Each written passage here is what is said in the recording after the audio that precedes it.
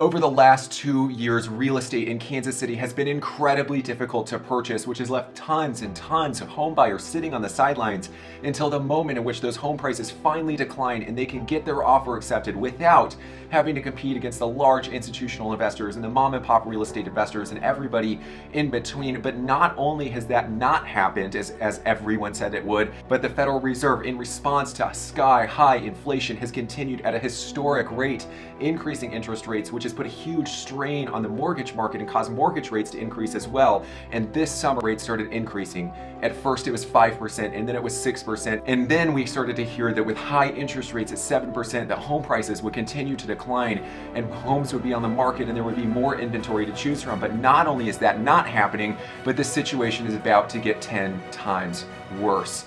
Okay, I know, that was a little dramatic and obnoxious, but this is a new channel and I'm trying some new stuff out. I want to give you an experience, and if we haven't met yet, my name is Nick Massa. I'm a real estate advisor in Kansas City, and I'm on a mission to help you save money and time when you're buying, building, or selling real estate in Kansas City. Subscribe so you don't miss any future tips that could save you so much time and money in this crazy market. Hit the like button if you enjoy it, and to help other people see the video. I promise the rest of the video I'm going to be super serious, so let's get into it. Now, just 2 days ago, Realtor.com came out with some groundbreaking information that you need to hear. They came out with the 2023 housing forecast for each city in the United States. One of those was the Kansas City metro area, and they said that despite all of this information you're hearing about a crashing market, really high rates, and houses that are going back on the market at historic rates, that since demand is still so high, all of those buyers who are waiting on the sidelines are still waiting to purchase their home and waiting for that opportunity. But the supply available for all of those buyers is still so low. Until that supply reaches demand and meets it,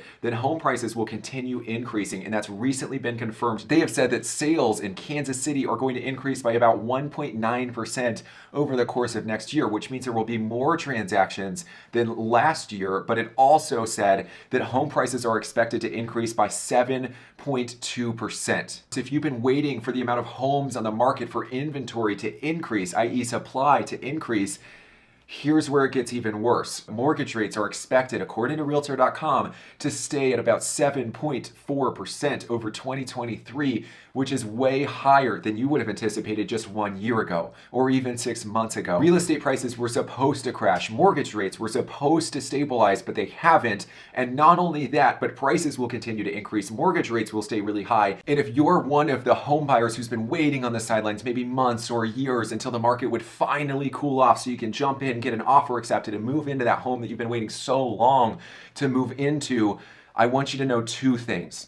Number one is that you are not alone. In fact, there are hundreds of other buyers and home sellers in the Kansas City area who are doing the exact same thing in the same position. All of those people are going to wait until the spring to jump into the action, which means that there's an opportunity. And that opportunity is what brings us to the second thing you need to know, which is it's time to prepare for war and develop the advantages that you'll need to enter this housing market and succeed and save tens of thousands of dollars without blowing your budget on a mortgage that's way too pricey, or a home that just is not right for you, but you had to settle on because you've been waiting so long. It's time to prepare to go on the offensive. It's time to make things happen. Here are 3 ways that you can gain an absolute upper hand, an advantage over everybody else this spring when you're buying your home, or in 2023. The first one, you know all those cash home buyers who are swooping in and plucking up all those homes away from buyers just like you and other families that have been waiting on the sidelines and making offers but just not getting them accepted. You also know all those homes that are going back on the market because the financing fell through and the buyer can no longer afford it.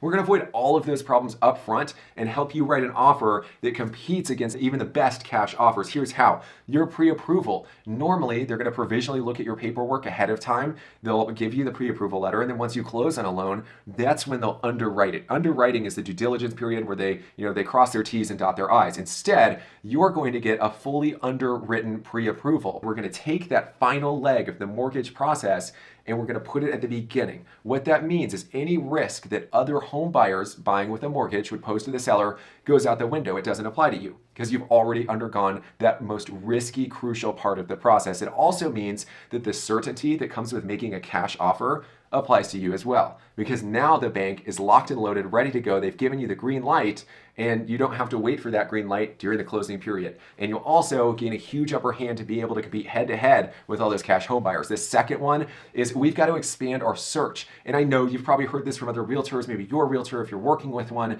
but we've got to look in up and coming areas. Looking in one area means that problem of less inventory, less homes available to purchase really hits you hard. But as you expand your search, now you've got more homes to choose from, which gives you leverage, because now when you get a negotiation and the seller won't compromise and it just can't work financially for you, you feel way more comfortable walking away.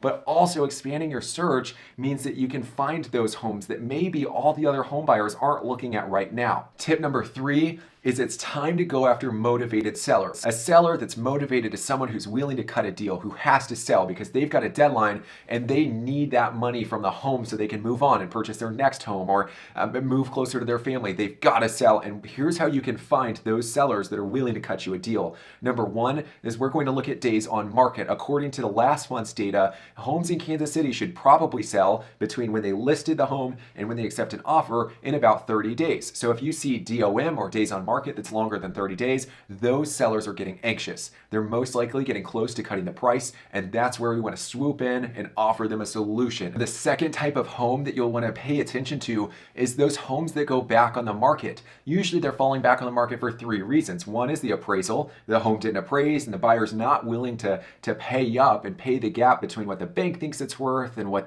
they purchased the home at, so they go back on the market. Number 2 is the inspection. The seller and buyer just couldn't agree on a compromise to whatever popped up on the inspection report. Those would be the homes to look for, and you can probably avoid them by just having your real estate agent call the seller's agent and figure out what happened. The third, and this is the best one for you, especially if you followed the first tip and got your pre-approval fully underwritten, is all of those homes that are falling back on the market because the buyer could not get their financing approved. Meaning once the bank went through that underwriting process, they said, not going to cut it, and they had to back out of that. They had to back out of that contract.